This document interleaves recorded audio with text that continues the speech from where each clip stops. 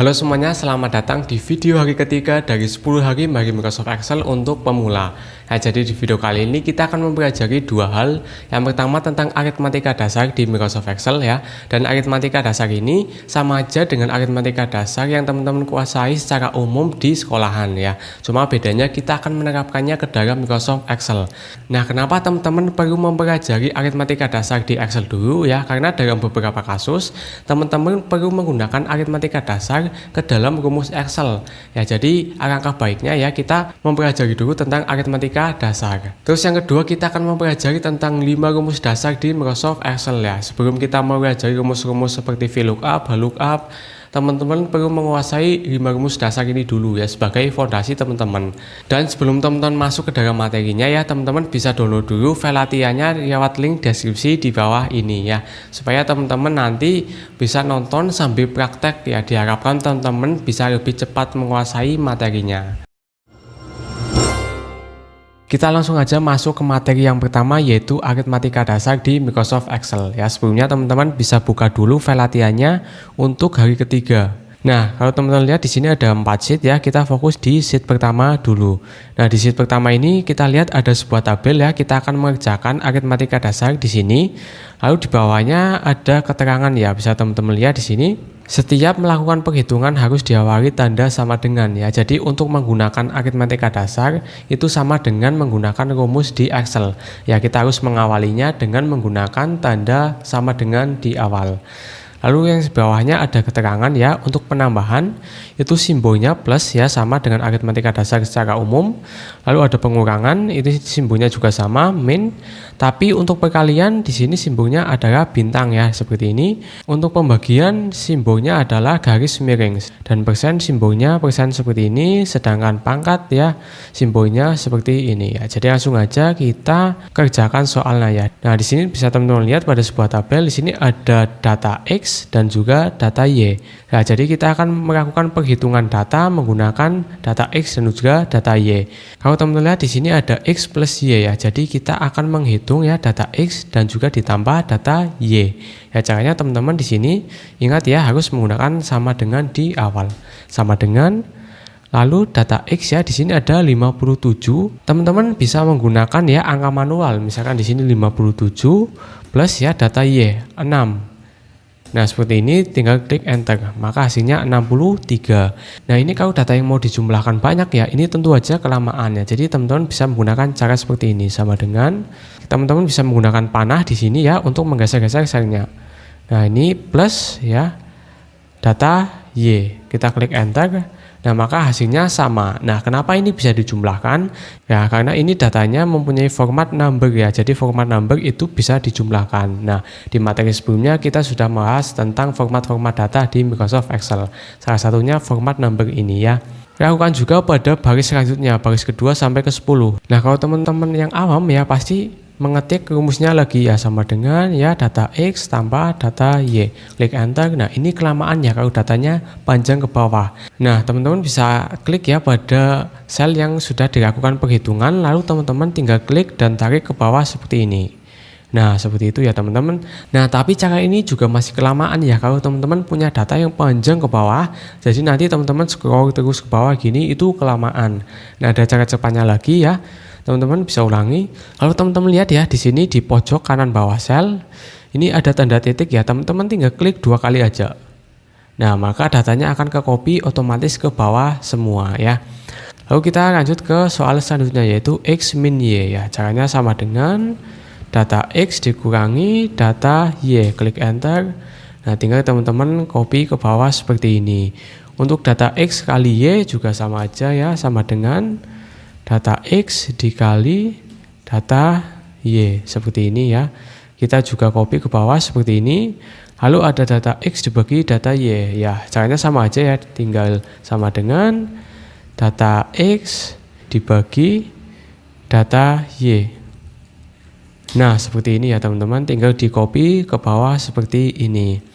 Nah, lalu selanjutnya ada dalam kurung X plus Y dikali Y. Nah, teman-teman tinggal sama dengan dalam kurung ya, lalu data X ditambah data Y, kurung tutup, dikali data Y seperti ini ya teman-teman. Kita klik enter. Nah, maka hasilnya seperti ini, tinggal copy ke bawah dan hasilnya sudah ada. Nah, untuk data selanjutnya itu sama aja ya teman-teman, tinggal masukkan sama dengan ya dalam kurung ya data X ya ditambah data Y ditambah 25 dalam kurung bagi data Y seperti ini, lalu kita klik enter. Nah, ini hasilnya juga bisa ya teman-teman. Nah, kita tinggal copy ke bawah seperti ini. Nah, maka sudah jadi untuk aritmatika dasar di Microsoft Excel ya. Ini sebenarnya sama aja dengan aritmatika dasar secara umum ya di matematika. Kalau teman-teman sudah bisa ya aritmatika dasar secara umum di matematika, tentu aja nggak ada masalah ya kalau teman-teman melakukan aritmatika dasar di Microsoft Excel. Kita lanjut ke sheet kedua. Nah, di sini di sheet kedua ya ada sebuah data nilai siswa. Ya, kita akan belajar menggunakan rumus, beberapa rumus, ada 5 rumus. Ada sum ya untuk menghitung total, ada average ya untuk menghitung rata-rata, ada max untuk mencari nilai tertinggi, dan ada min untuk mencari nilai terendah. Dan untuk mencari siswa yang mengikuti ujian praktik ya, ini akan menggunakan rumus count. Jadi langsung aja ya kita kerjakan teman-teman. Yang pertama ada total. Ya, kita masukkan sama dengan, kita masukkan rumusnya sum ya. Lalu dalam kurung ya, di sini ada number 1. Ini artinya data 1 yang akan dijumlahkan ya. Nah, data satunya adalah di sini. Nah, kita akan menjumlahkan dari data 1 sampai 15 ke sini ya. Caranya teman-teman tinggal klik ya pada data pertama dan tarik ke bawah seperti ini. Lalu tinggal klik kurung tutup dan enter. Nah, maka sudah ada hasilnya. Nah, selanjutnya untuk nilai praktik, wawancara, jumlah, dan juga rata-rata itu juga dijumlahkan. Nah, caranya teman-teman tinggal pakai cara cepat aja ya, tinggal ditarik ke samping seperti ini. Nah, maka otomatis data di sini sudah terjumlahkan ya. Lalu selanjutnya kita akan mencari nilai rata-rata, yaitu menggunakan rumus average. Nah, caranya teman-teman langsung aja ketik sama dengan ya average. Nah, di dalam kurung teman-teman akan mencari nilai rata-rata untuk ujian tertulis ya dari data ke 1 sampai data ke 15. Nah, teman-teman tinggal pakai cara tadi ya, seleksi aja semua datanya seperti ini. Lalu dalam kurung dan klik enter. Nah, teman-teman tinggal copy aja datanya ke samping seperti ini. Lalu selanjutnya kita akan mencari nilai tertinggi. Nah, caranya teman-teman bisa lakukan cara ini menggunakan rumus max. Ya, jadi ketik aja sama dengan max ya dalam kurung ya, sama caranya ya teman-teman, seleksi data yang mau dicari nilai tertingginya ya. Di sini saya tertulisnya kita akan cari nilai tertingginya dalam kurung dan klik enter. Nah, teman-teman bisa copy rumusnya ke samping seperti ini. Lalu selanjutnya ya kita akan mencari nilai terendah, yaitu menggunakan rumus min ya. Teman-teman langsung aja ketik sama dengan min dalam kurung, seleksi lagi datanya seperti ini ya, tutup kurung dan klik enter. Tinggal teman-teman copy ke samping seperti biasa. Nah, untuk soal terakhir ya, di sini ada soal siswa yang mengikuti ujian praktik ya. Nah, kita cuma mencari jumlah berapa siswa yang mengikuti ujian praktik. Caranya teman-teman pakai rumus count ya dalam kurung. Lalu teman-teman seleksi data ujian praktik dari 1 sampai 15. Tutup kurung dan klik enter. Nah, maka di sini teman-teman lihat ya, hasilnya 13 ya. Kenapa 13? Karena count itu menghitung sel yang berisi data angka ya. Jadi karena di sini datanya kosong ya, jadi Excel tidak menghitungnya. Nah, selanjutnya teman-teman bisa ke sheet ketiga. Nah, jadi di sini kita akan belajar rumus count dan juga konta. Nah, teman-teman bisa lihat di sini ada tabel daftar nilai siswa dan kita akan mengerjakan soalnya di sini. Ya, di sini bisa teman-teman baca ya, jumlah seluruh siswa yang ikut ujian asesmen 1.